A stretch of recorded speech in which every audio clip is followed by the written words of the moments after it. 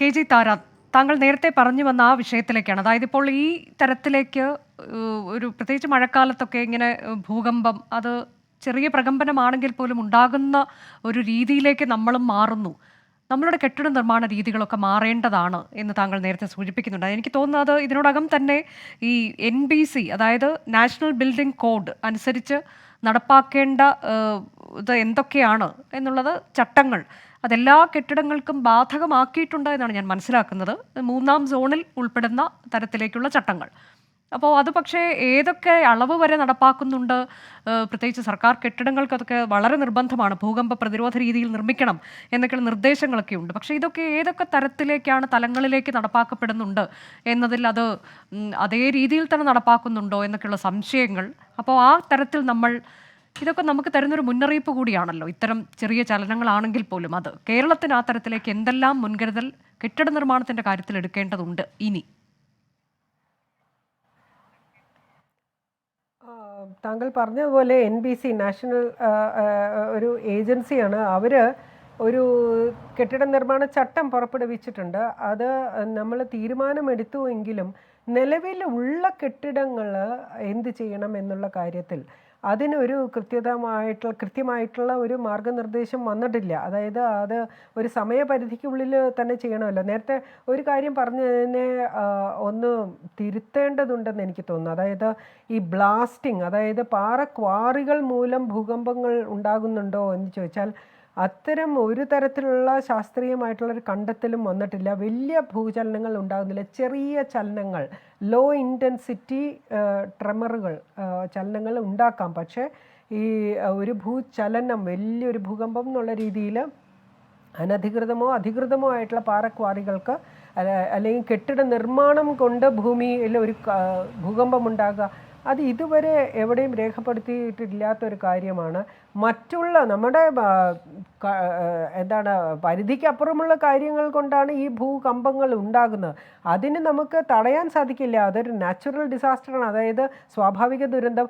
അതിൻ്റെ ആഘാതം കുറയ്ക്കാനുള്ള കാര്യങ്ങൾ മാത്രമേ ഒരു സ്വാഭാവിക ദുരന്തത്തിൽ നമുക്ക് ചെയ്യാൻ സാധിക്കുള്ളൂ, അല്ലാതെ പൂർണ്ണമായിട്ട് തടയാൻ സാധിക്കില്ല. അപ്പോൾ അവിടെയാണ് ഈ കെട്ടിട നിർമ്മാണ ചട്ടങ്ങളുടെ പ്രാധാന്യം വരുന്നത്. ഒന്ന്, പുതുതായി കെട്ടുന്ന കെട്ടിടങ്ങൾക്ക് ഇത് നിർബന്ധമാക്കുക, ഈ ചട്ടങ്ങൾ നിർബന്ധമാക്കുക എന്നുള്ളത്.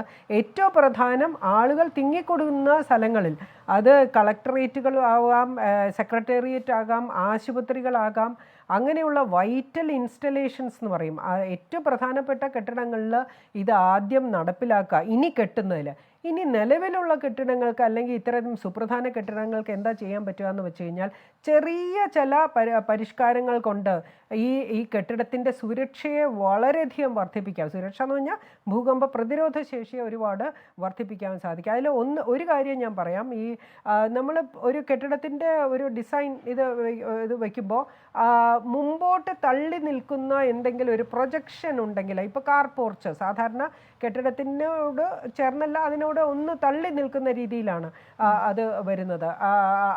അത്തരം കാര്യങ്ങൾ ഈ കെട്ടിടത്തിൻ്റെ ഈ ഒരു ഏകീകൃത സ്വഭാവത്തെ ബാധിക്കും എന്നുള്ളതാണ്. അപ്പോൾ അങ്ങനെയല്ലാത്ത ഡിസൈനുകൾ, ഒരു സമചതുരാകൃതിയിലുള്ള ഡിസൈനുകൾ വളരെയധികം ഭൂകമ്പ പ്രതിരോധ ശേഷി കൂട്ടുന്നതായിട്ടാണ് കണ്ടെത്തിയിരിക്കുന്നത്. അപ്പോൾ റിട്രോ ഫിറ്റിംഗ് എന്നുള്ളൊരു വാക്കാണ് ഉപയോഗിക്കുന്നത്. അതായത് നിലവിലുള്ള കെട്ടിടങ്ങളെ ചെറിയ ചില പരിഷ്കാരങ്ങൾ ഉപയോഗിച്ച് അതിൻ്റെ ഈ നിലനിൽപ്പ് കുറച്ചുകൂടെ, അതിനെ പ്രതിരോധ ശേഷി വർദ്ധിപ്പിക്കാൻ നമ്മൾ താമസിക്കുന്ന കെട്ടിടത്തിന് അത് സാധിക്കും. ചിലർ ഈ വാസ്തുവിൻ്റെ കാര്യം പറഞ്ഞുകൊണ്ട് കെട്ടിട നിർമ്മാണത്തിൽ കുറേ മാറ്റങ്ങൾ വരുത്തുന്നുണ്ട്. അത് ശാസ്ത്രീയമോ അല്ലയോ എന്നുള്ളത് ഒരു ഭാഗത്ത് നിൽക്കട്ടെ. പക്ഷേ അതുപോലെ ഇപ്പം നിലവിലുള്ള കെട്ടിടങ്ങളെ നമുക്ക് കുറച്ചുകൂടെ പ്രതിരോധ ശേഷി ഉണ്ടാക്കാൻ സാധിക്കും.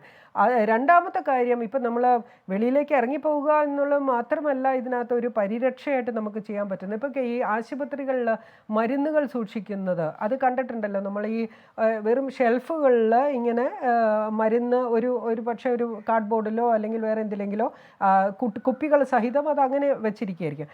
അപ്പോൾ അതിനകത്ത് ചെയ്യേണ്ടത്, ഇത് ഷെൽഫ് മറിഞ്ഞു വീണാലാണല്ലോ ഇത് മുഴുവൻ നഷ്ടപ്പെട്ടു പോകുന്നത്. അവിടെ ഇതിനകത്തൊരു നിർദ്ദേശമുള്ളത്, ഈ ഷെൽഫുകൾ ചുമരിനോട് ചേർത്ത് അതിനെ ഈ നട്ടും ബോൾട്ടും വെച്ച് ഇങ്ങനെ മുറുക്കി വെക്കുക. നമ്മുടെ വീടുകളിലും ഇതൊക്കെ ചെയ്യാവുന്നതേ ഉള്ളൂ. ടെലിവിഷൻ ഉണ്ടെങ്കിൽ അതിനെ ഘടിപ്പിച്ച് അത് മേത്തേക്ക് നമ്മുടെ ശരീരത്തിലേക്ക് മറിഞ്ഞു പോവാതെ, അതൊക്കെ കാശുള്ള ആളുകൾക്കേ ചെയ്യാൻ സാധിക്കുള്ളൂ. പക്ഷേ ചെറിയ ചെലവിൽ ചെയ്യാൻ പറ്റുന്ന ഇത്തരം കാര്യങ്ങൾ, ഭാരമുള്ള വസ്തുക്കൾ, ഇപ്പോൾ ബുക്ക് ഷെൽഫോ അല്ലെങ്കിൽ വലിയ ഷെൽഫുകളോ ചുമരിനോട് ചേർത്ത് ഒരു നട്ടും ബോൾട്ടും വലിയ ചിലവില്ലാതെ നമുക്ക് ചെയ്യാൻ പറ്റുന്ന ഒരു കാര്യമാണ്. അങ്ങനെ വെച്ച് കഴിഞ്ഞാൽ ഇത് മറിഞ്ഞു വീണുള്ള അപകടങ്ങൾ, കണ്ണാടികൾ, അതൊക്കെയാണ് താഴെ സാധാരണഗതിയിൽ വീഴുന്നത്, ജനൽ ചില്ലകൾ. അപ്പോൾ ഈ പുതുതായിട്ട് കെട്ടുന്ന കെട്ടിടങ്ങൾക്ക് ജനലുകളുടെ എണ്ണം ഒരുപാട് വർദ്ധിപ്പിച്ചാൽ, നമ്മൾ പലപ്പോഴും പറഞ്ഞു കേൾക്കുന്നത് വായുസഞ്ചാരം ഒരുപാട് കൂടും എന്നാണ്. പക്ഷേ അത് കെട്ടിടത്തിൻ്റെ ബലത്തിനെ കുറയ്ക്കും എന്നുള്ളതാണ്. അപ്പോൾ അങ്ങനെയൊക്കെയുള്ള കാര്യങ്ങൾ കെട്ടിട നിർമ്മാണ ചട്ടത്തിലുള്ളത് നമ്മൾ പാലിക്കണം. ഈ റിട്രോഫിറ്റിംഗ്, അതായത് അതിനെ കുറച്ചുകൂടെ ഒന്ന് ബലപ്പെടുത്തുന്ന കാര്യങ്ങൾ നമ്മൾ ചെയ്യുകയും ചെയ്യാം. കമ്പ്യൂട്ടറുകളിലാണ് ഇപ്പോൾ നമ്മുടെ എല്ലാ ഡേറ്റയും, ഈ സുപ്രധാനമായിട്ടുള്ള ലാൻഡിൻ്റെ കാര്യങ്ങൾ, ഈ ഭൂമിയുടെ കാര്യങ്ങളായെങ്കിലും, റവന്യൂ ഓഫീസിലാണെങ്കിലും വില്ലേജ് ഓഫീസിലാണെങ്കിലും, ഇത് മേശയിൽ നിന്ന് മറിഞ്ഞു വീണാൽ എന്ത് ചെയ്യും? ഒരു കമ്പനം വന്നു കഴിഞ്ഞാൽ ചിലപ്പോൾ വലിയ മനുഷ്യജീവന് നഷ്ടമുണ്ടാവില്ല, വലിയ ആഘാതം, കെട്ടിടം തകർന്നു പോകുന്നില്ല, പക്ഷേ ഇത് താഴെ വീഴാം. അപ്പോൾ അവിടെ ചെയ്യേണ്ടത് ഈ മേശയോട് കൂടി ഘടിപ്പിച്ച് ഇത് ചേർത്ത് ക്ലിപ്പിട്ട് വയ്ക്കുക.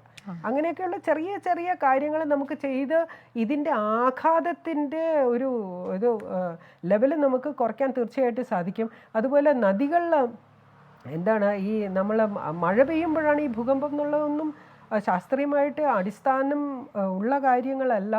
ഇത് മഴ പെയ്യുന്നത് താഴേക്ക് ഊർന്നിറങ്ങി അതിലൊരു ഫോൾട്ട്, അപഭ്രംശം ഉണ്ടാക്കും എന്നുള്ളതിനും ശാസ്ത്രീയമായിട്ടുള്ള ഒരു അടിത്തറയുള്ള കാര്യമല്ല. കാരണം ഇത് ഭൂമിക്ക് വളരെയധികം താഴെ നടക്കുന്ന പ്രക്രിയയാണ്. അതിൽ മനുഷ്യന്റെ ഇടപെടലുകൾ. ഇതില് ഒരു കാര്യം, അത് ഇപ്പോൾ ഈ കഴിഞ്ഞ ദിവസങ്ങളിലൊക്കെ അനുഭവപ്പെട്ടിട്ടുള്ള തൃശ്ശൂർ, പാലക്കാട് ജില്ലകളിൽ അനുഭവപ്പെട്ട ചെറു ഭൂചലനങ്ങൾക്ക് പിന്നിൽ എന്തോ എന്നുള്ളതിൽ പലതരത്തിൽ വിദഗ്ധരുടെ അഭിപ്രായ പ്രകടനങ്ങൾ വരുമ്പോൾ അതിൽ ഹൈഡ്രോസീസ്മിസിറ്റി എന്നാണ് ഈ പ്രവണത അറിയപ്പെടുന്നത് എന്നൊരു വിദഗ്ധ പറയുന്നുണ്ടായിരുന്നു. അത് ഞാൻ വായിച്ചതാണ്. അത് മഴക്കാലം ആരംഭിച്ച ശേഷം ഭൂഗർഭ ജലനിരപ്പ് ഉയരുന്നതിനനുസരിച്ച് ഭൂഗർഭത്തിലെ ചെറുപാളികളിൽ ഉണ്ടാകുന്ന ശക്തി കുറഞ്ഞ തെന്നിമാറലുകൾ, അതാണ് ഇപ്പോൾ ഉണ്ടായിട്ടുള്ള ഈ ജില്ലകളിൽ ഉണ്ടായിട്ടുള്ള ഭൂചലനത്തിന് കാരണം. അപ്പോൾ അങ്ങനെ ഒരു മഴക്കാലത്ത് ഉണ്ടാകുന്ന ഒരു പ്രതിഭാസം എന്ന തരത്തിലേക്ക് കൂടി അതിനെ വ്യാഖ്യാനിക്കുന്നവരുണ്ട് എന്നുള്ളത് കൊണ്ടാണ് നമുക്കതിന്റെ ശാസ്ത്രീയ വശം എനിക്കറിയില്ല.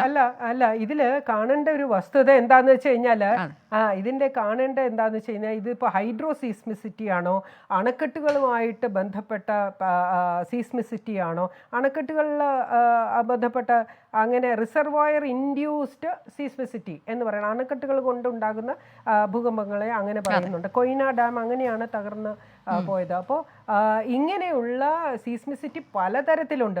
ഇത് നമ്മൾ സൂക്ഷ്മതലത്തിൽ പഠനം നടത്താതെ എങ്ങനെയാണ് ഒരു വിശകലനത്തിലേക്ക് പോകുന്നത് എനിക്കറിയാം.